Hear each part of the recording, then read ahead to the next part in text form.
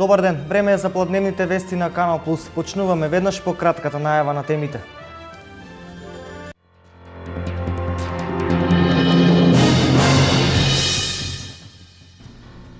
Со заем од Светската банка, Македонска каменица ќе го реконструира и надградува Домот на културата. Нов лик овој објект треба да има за 1 година.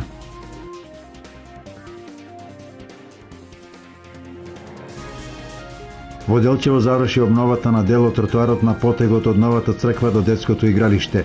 Со ова се надополнува новиот лик на Ново Делчево.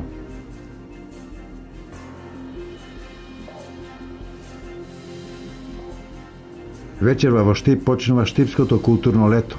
Ки има ликовна изложба, документарен филм и концерт.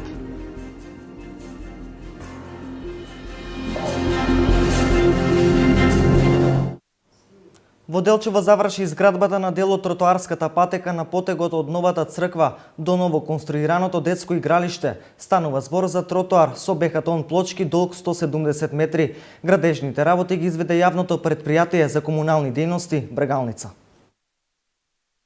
Откако пред неполн месец се пушти во употреба реконструираното детско игралиште во населбата Ново Делчево, продолжуваат градежните работи на потегот од црквата Свети Кирил и Методи до тениските терени кои започнаа да се градат во близина на градскиот стадион во Делчево. Екипи на јавното претпријатие за комунална дејност Брегалница успешно ги завршија градежните работи, со кои беше изградена делницата од тротоари на потегот покрај црквата Свети Кирил и Методи до новоизградениот парк во населбата Ново Делчево. Станува збор за изградба на тротоари од бекатон плочки со должина од околу 170 метри. Ваквите активности, според градоначалникот на општина Делчево Дарко Шехтански, се во насока на добивање целосно нов лик на овој дел од градот. Ова е во склоп на уредувањето на целиот овој дел, што сме го најавиле досега. Јас се надевам дека изградбата ќе продолжи, дека во скоро време сите содржини кои што сме ги најавиле ќе бидат изградени. Потегот од црква, па завршувањето до двојното тениско игралиште кој што е од Агенцијата за млади и спорт, од покровителство на владата на Република Македонија. Така да во скоро време ова ќе биде со сосема нов лик. Инаку изградбата на тротоари се реализираше согласно градежните активности од проектот Парковско уредување на дел од основниот проект за уредување на просторот помеѓу улиците Кеј на Ослободување, река Брегалница и спортска сала и река Габровчица во Делчево. Советот на општина Штип денес се одржува 31-та седница, на која одлучи да учествува во проектот Сонцето изворна енергија. Општина Штип ќе аплицира за грант од 700.000 денари од програмата за зачувување на природата во Македонија, наменети за реконструкција на средното училиште Колен Ехтенин. Учество на општината во реновирање на училиштето е околу 340.000 денари. Пред штипските советници денес беа и нацрт одлуки за дополнување на деталниот урбанистички план за урбаната парцела Света Недела и за дел од централното градско подрачје.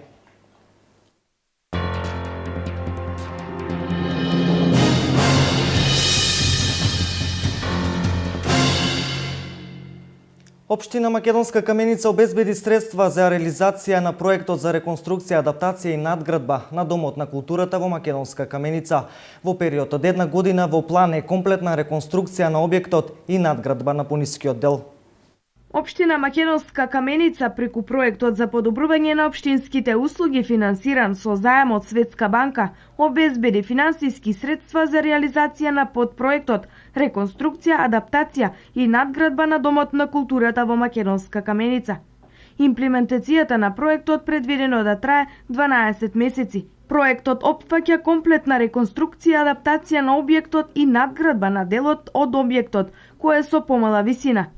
Со реконструкцијата ќе се подобри стабилноста, акустичноста и енергетската ефикасност, додека со надградбата ќе се прошират содржините во објектот. Предвидено е и опремување на објектот со потребен нов мебел и акустична опрема, со што ќе се овозможи соодветно негово функционирање.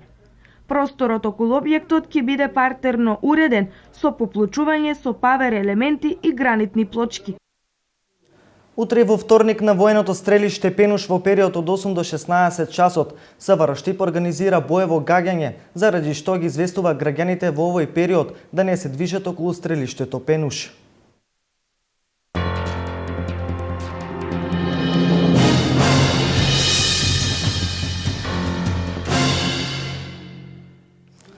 Вечерва започнува јубилејното 30-то Штипско културно лето. 30 содржини си планираат до 9 август, а отварањето е вечерва во Домот на културата во 20 часот со настап на Кут Ристо Донев, учителот. Оваа година го менуваме малку концептот на концертот, така речи ќе ги фрлиме во оган малку по младите категории, значи комплицираните кореографии ќе игра втората постава, ќе ги игра, а првата постава ќе се представи со две нови кореографии, источни и преспански, и плюс Копачка и Овче поле. Ќе се представиме со некои игриш кои досега сме играле, Малешевка, Поврдарие, источна како нова кореографија, стандардните игри да малите. Во моментов имаме проба и го вежбаме источна. Тоа е нова кореографија со која што ќе се представиме на овој концерт. Не е тешко. Работиме колективно, заедно, се трудиме сите и успеваме пробите да ни бидат не толку напорни, но повеќе и забавни, и со сето тоа да научиме тоа што треба и да се подготвиме и да се представиме во најдобро светло.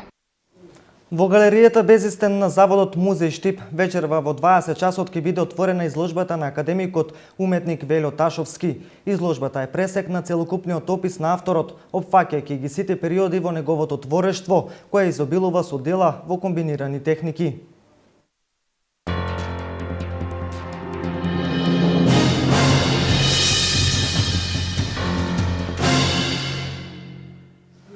Денот да е радосен е наслов на документарниот филм кој вечерва во 21 часот и 30 минути ќе биде прикажан во Домот на млади Штип.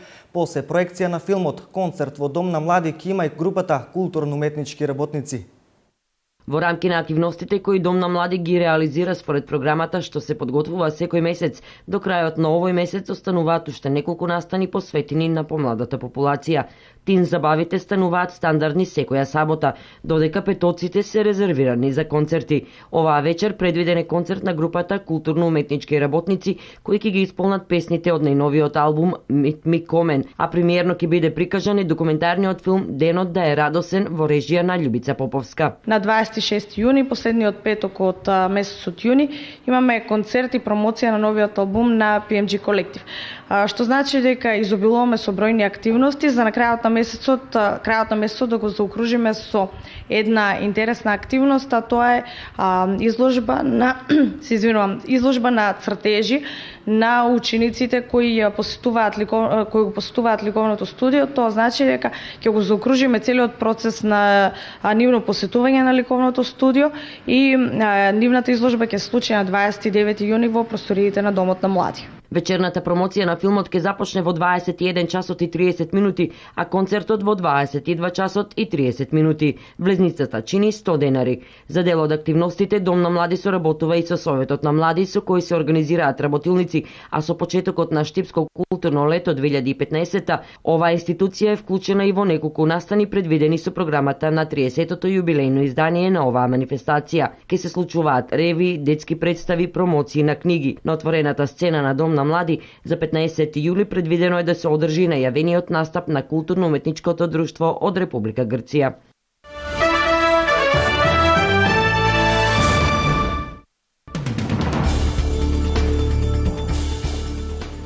Кубанскиот државен телекомуникацијски оператор Етакса објави дека од јули ќе отвори 35 зони за платен бежичен интернет, достапен за граѓаните.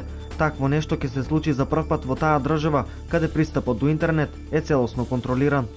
Тајландските здравствени власти соопштија дека во Банкок е хоспитализиран 75 годишен државјанин на Оман, кој во понеделникот допатувал во земјата за да се лечи од болеста на срцето, за кого е утврдено дека е инфициран од опасниот вирус МЕРС.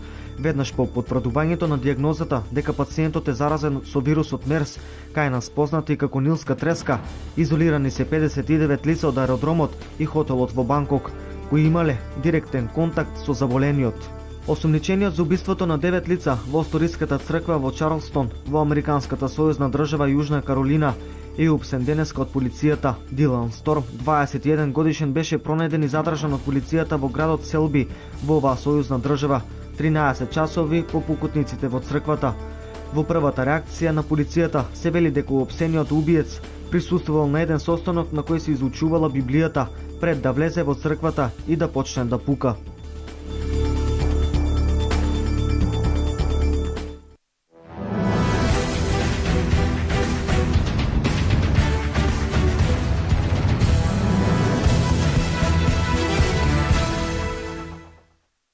Македонската репрезентација повторно е дел од европската ракометна елита. По успешниот настап во квалификациите, македонските репрезентативци обезбедија настап на уште едно големо надпреварување, со што го продолжија континуитетот на европските и светските шампионати. Најсилната македонска ракометна репрезентација денеска во 14 часот и 30 минути ќе ги дознае своите противници на европското во Полска. А она што е сигурно, нашите ракометари не може да се сретнат со Русија, Германија и Белорусија, селекции кои исто така се најдоа во третиот шешир. Од оваа година за прв пат на европското првенство во Полска ќе учествува и репрезентацијата на Црна Гора.